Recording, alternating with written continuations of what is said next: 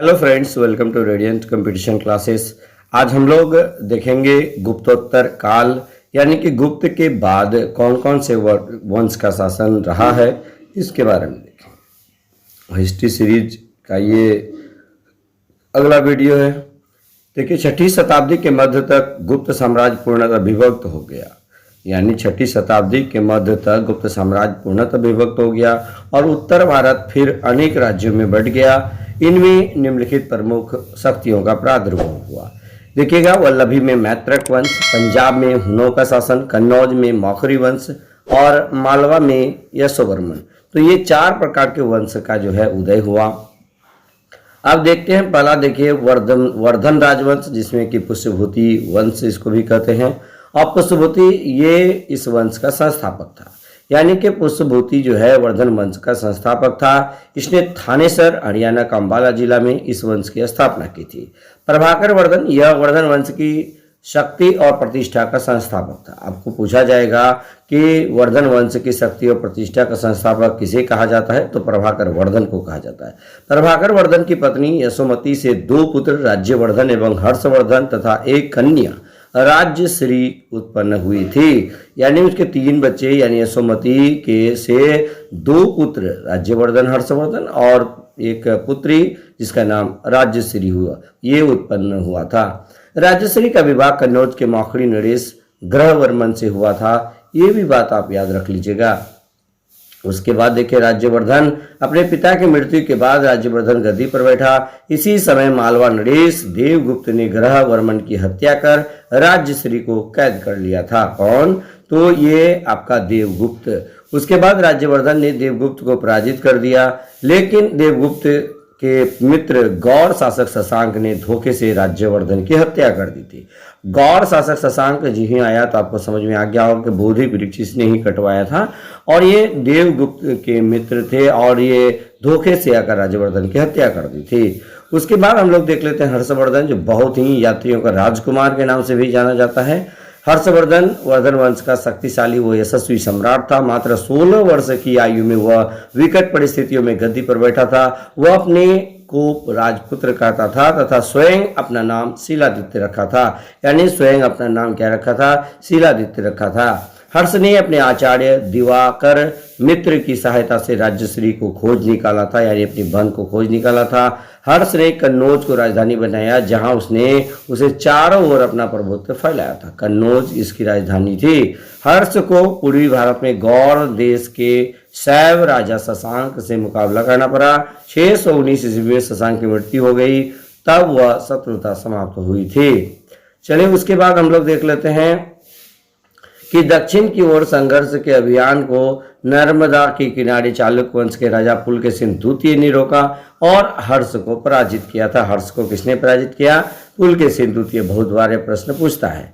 उसके बाद हर्ष के समकालीन शासक भास्कर वर्मा, यह कामरूप का शासक था, यानी कामरूप मतलब असम। उसके बाद भास्कर वर्मा वर्मन वंश का शासक था। उसके बाद पुलकेशिन द्वितीय यह चालुक्य वंश का शासक था। उसकी राजधानी कर्नाटक के आधुनिक बीजापुर जिले के बादामी में थी। गौड़ नरेश शशांक इसकी राजधानी कर्ण सुवर्ण थी। यह कट्टर शैव शासक था जिसने बोधि वृक्ष कटवा दिया था। मैं पहले ही बताया था कि बोधि वृक्ष किसने कटवाया था, तो गौड़ शासक शशांक ने कटवाया था। ध्रुवसेन द्वितीय यह वल्लभी का शासक था। इसे हर्ष ने पराजित किया। बाद में हर्ष ने अपनी पुत्री की शादी इससे कर दी थी। उसके बाद ह्वेनसांग, ये बहुत ही इम्पोर्टेंट ये है कि ये यात्रियों का राजकुमार है, यानी कि चीनी यात्री ह्वेनसांग हर्षवर्धन के समय में ही भारत आया था। ह्वेनसांग यानी तो हर्षवर्धन किसके समय में आया था? ये हर्षवर्धन ह्वेनसांग के समय में ही आया था। नालंदा महाविहार यानी बौद्ध विश्वविद्यालय में पढ़ने के लिए तथा बौद्ध ग्रंथ एकत्रित करने के उद्देश्य से वो भारत आया था। ह्वेनसांग ने शूद्रों को किड़सक कहा था। ह्वेनसांग ने शूद्रों को क्या कहा था भाई? किड़सक। उसके बाद ह्वेनसांग को यात्रियों का राजकुमार, नीति का पंडित एवं वर्तमान शाक्य मुनि कहा गया है। ये अति महत्वपूर्ण आप नोट करके रख लीजिएगा कि ह्वेनसांग को यात्रियों का राजकुमार, नीति का पंडित और वर्तमान शाक्य मुनि कहा गया है। हर्ष ने बौद्ध धर्म की महायान शाखा को अपना संरक्षण प्रदान किया और कर यदि देखिएगा हर्ष काल से 3 प्रकार के करों की जानकारी प्राप्त होती है। एक होता है हिरण्य जो नगद कर होता था, भाग ये कृषि उपज का 1/10 भाग, और बलि इसके बारे में पर्याप्त जानकारी उपलब्ध नहीं है। साहित्य के बारे में देख लें, हर्ष के दरबार में अनेक विद्वानों का निवास था। बाणभट्ट मयूर मातंगवी दीवार, बाणभट्ट हर्ष का दरबारी कवि था जिसने हर्ष चरित कादंबरी की रचना की थी। उसके बाद मयूर ने सूर्य शतक की रचना की। हर्ष ने स्वयं 3 नाटक प्रियदर्शिका, रत्नावली और नागानंद की रचना की थी। ये बहुत इंपॉर्टेंट है कि हर्ष ने 3 किताबें लिखी। उसका नाम क्या क्या है? प्रियदर्शिका है, उसके बाद रत्नावली है और नागानंद है। उसके बाद हम लोग देख लेते हैं प्रयाग की महामोक्ष परिषद। हर्ष प्रयाग में प्रत्येक 5वें वर्ष में महामोक्ष परिषद का आयोजन करता था। इसलिए प्रथम दिन बुध की, दूसरे दिन सूर्य की, तीसरे दिन शिव की पूजा की जाती थी और चौथे दिन दान दिया जाता था। ह्वेनसांग छठे परिषद में सम्मिलित हुआ था। तो ये प्रति 4 वर्ष होना चाहिए, यहाँ 5 वर्ष नहीं, 4 वर्ष पर जो है अपना सभी धन वो दान कर देता था। प्रशासन, हर्ष को भारत का अंतिम हिंदू सम्राट कहा गया है, लेकिन ना तो वह कट्टर था न ही पूरे देश का शासक। उसका राज्य कश्मीर को छोड़कर उत्तर भारत तक सीमित था। अब इसमें महत्वपूर्ण शब्दावलियां देख लीजिए। महाराज ये हर्ष के अधीनस्थ शासक, महासामंत ये मंत्री परिषद के मंत्री प्रांत। उसके बाद देखिएगा उपरी या राष्ट्रीय भुक्ति का प्रशासक, ग्रामाक्ष पटलिक ये ग्राम शासन का प्रधान, चाट या भाट पुलिसकर्मी, दंडपाशिक पुलिस विभाग का था, और दंडपाशिक या दांडिक पुलिस विभाग का अधिकारी, बृहदेश्वर अश्व सेना का अधिकारी, बलाधिकृत पैदल सेना का अधिकारी, नालंदा महाविहार। और ये जो है हर्ष के समय नालंदा महाविहार की स्थापना गुप्त शासक कुमार गुप्त ने करवाई थी। महायान बौद्ध की शिक्षा का प्रमुख केंद्र था। हर्ष के समय यहाँ के कुलपति आचार्य शीलभद्र थे। आप ये भी बात याद रखिएगा।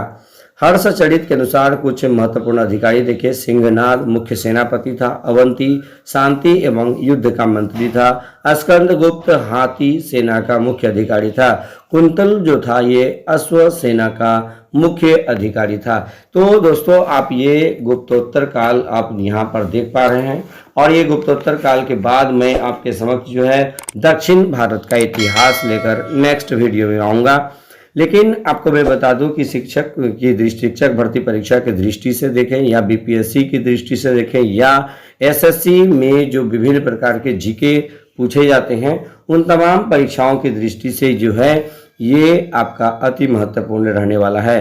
क्योंकि ये मैं लगातार आपको इस सीरीज करवा रहा हूँ। जी ही प्राचीन हिस्ट्री ये एंशिएंट हिस्ट्री समाप्त हो जाएगा, मैं मेडाबल लेके आऊँगा, फिर मॉडर्न। थोड़ा स्वाभाविक है कि यदि हम लोग इसको चैप्टर वाइज देखेंगे तो टाइम तो लगेगा, तो आपको ये पैसेंस भी रखना पड़ेगा दोस्तों। और लगातार यदि आप पैसेंस बना करके रखिएगा तो निश्चित रूप से सारे के सारे चैप्टर को मैं वीडियो के माध्यम से आप तक पहुंचा दूंगा। तो दोस्तों बस आज के वीडियो में इतना ही। यदि हमारा ये सीरीज आपको अच्छा लगे, आपके लिए यूजफुल हो, तो इसे लाइक शेयर और कमेंट जरूर कीजिएगा। धन्यवाद।